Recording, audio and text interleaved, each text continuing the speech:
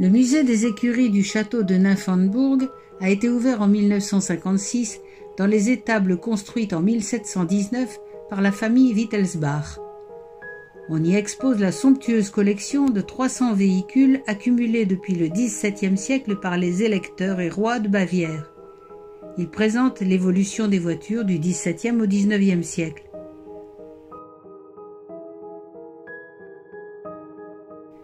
Le carrosse de couronnement de l'empereur Charles VII en 1742 était orné de peintures d'inspiration mythologique et de sculptures dorées de style rococo.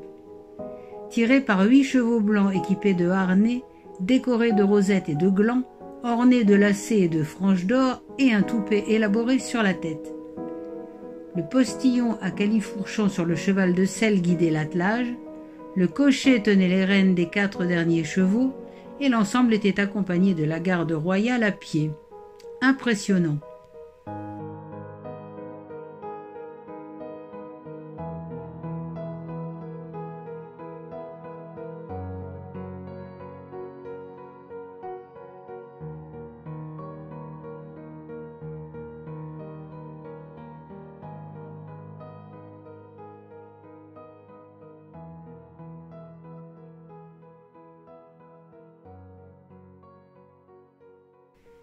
La berline de gala de l'électeur Karl Theodor en 1777.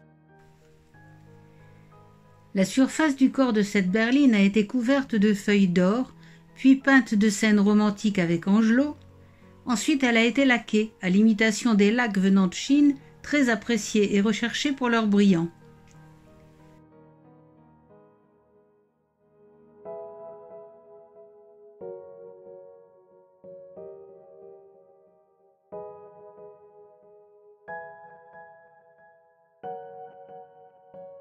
Le New Munich Coach. Il fut construit pour le couronnement du roi Max Ier Joseph en 1813 sur le modèle du carrosse de Napoléon Ier, enduit de laque poudré de poussière d'or, orné de sculptures de bronze doré et surmonté d'une couronne. Mais le couronnement fut reporté pour des raisons politiques et entre-temps, Napoléon avait été exilé en 1818.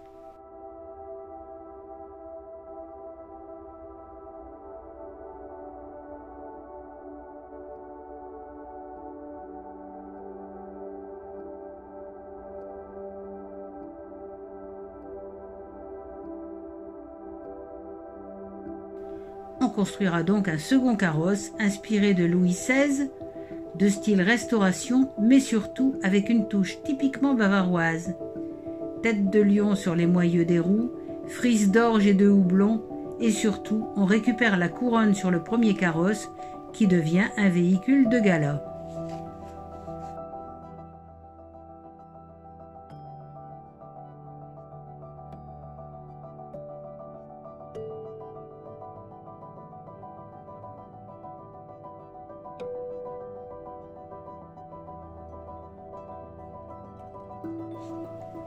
Louis II de Bavière devint roi en 1864 à 18 ans.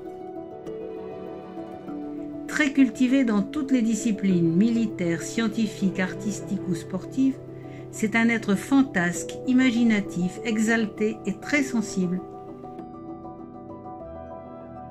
Ce qui explique les surcharges de dorures, pléthore de poutis, répétitions de sirènes et tritons, les bustes de lions, les soleils, les guirlandes, autant dans ces véhicules de gala que dans les plus petits carrosses ou luges pour la promenade dans le parc du château.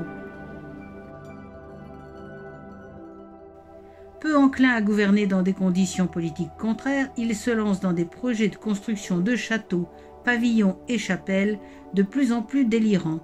Des théâtres, des parcs, des festivals et des ballets. Il ruine peu à peu les caisses de l'État.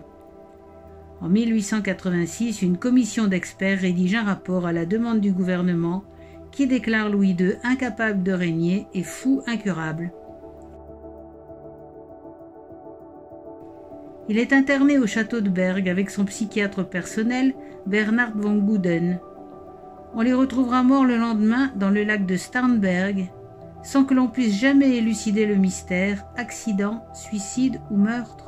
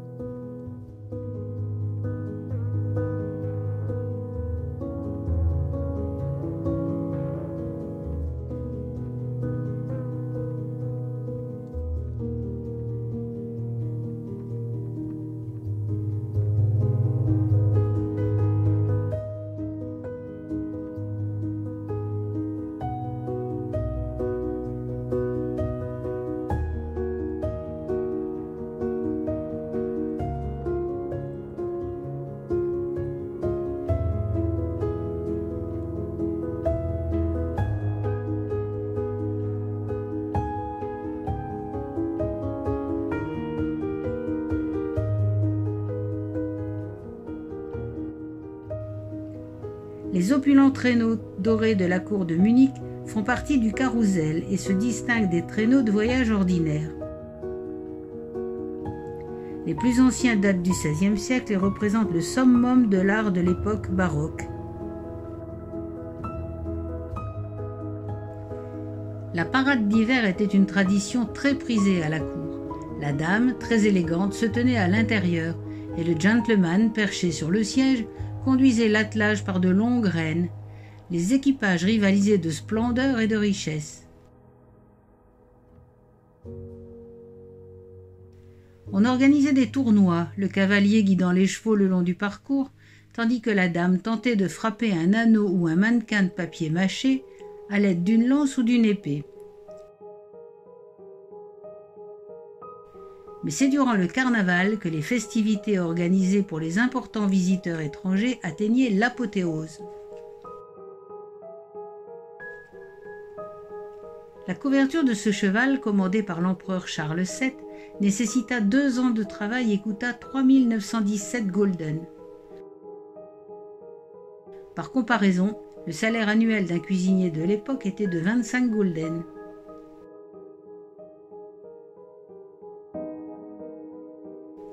Le traîneau à la nymphe, une sirène en fait, véhicule léger du roi Louis II qui posa son auguste séant sur ce siège vers 1870.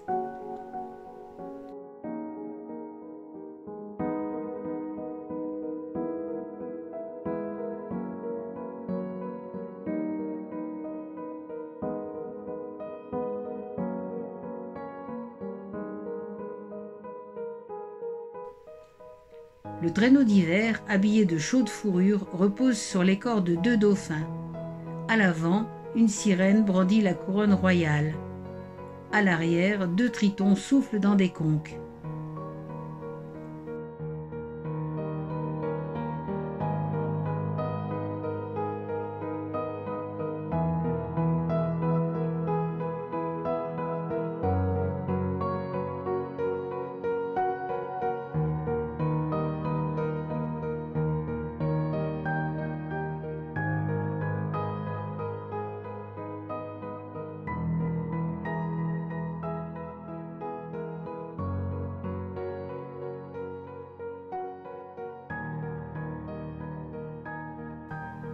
Les véhicules qui viendront ensuite sont tous luxueux et élégants, ce qui se faisait de mieux à chaque époque.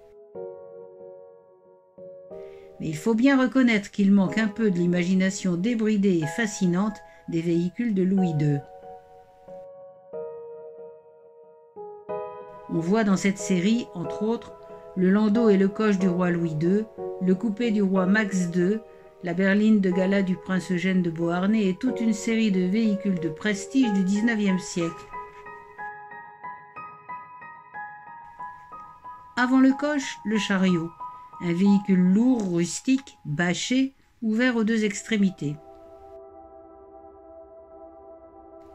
Le coche apparaît au début du XVIe siècle en Hongrie. C'est un véhicule attelé fermé, mais pas complètement clos. Conduit par un cocher, il transporte voyageurs et marchandises. Le carrosse est issu du coche, en général assez lourd, couvert, muni de suspension et d'une direction par cheville ouvrière. Il peut être plus ou moins luxueux car il a aussi une fonction de prestige. La berline est un véhicule suspendu fermé à 4 places. Apparue à la fin du XVIIe siècle, elle représente une grande évolution par rapport à l'ancien carrosse en matière de légèreté, de maniabilité et de confort. Le coupé est un véhicule fermé, carrosse ou berline, dont une partie a été raccourcie en général en supprimant les 2 places avant. Il n'a donc que 3 places avec le cocher à l'extérieur. Le landau est une voiture attelée à 4 roues et 4 places en vis-à-vis, plus de strapontins à double capote mobile.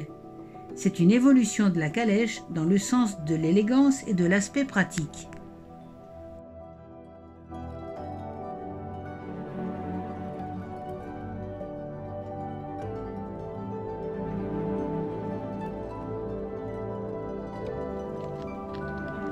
Le musée présente quelques belles pièces de harnachement des splendides chevaux qui traînaient ces carrosses.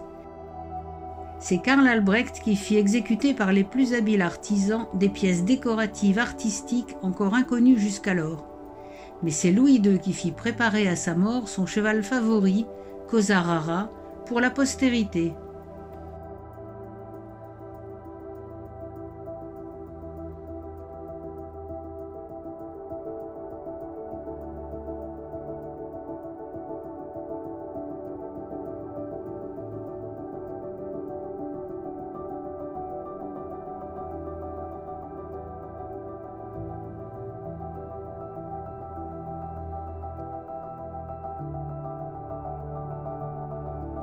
Et avant, les chaises à porteurs. Pas de chevaux, pas de mécanique, pas de panne.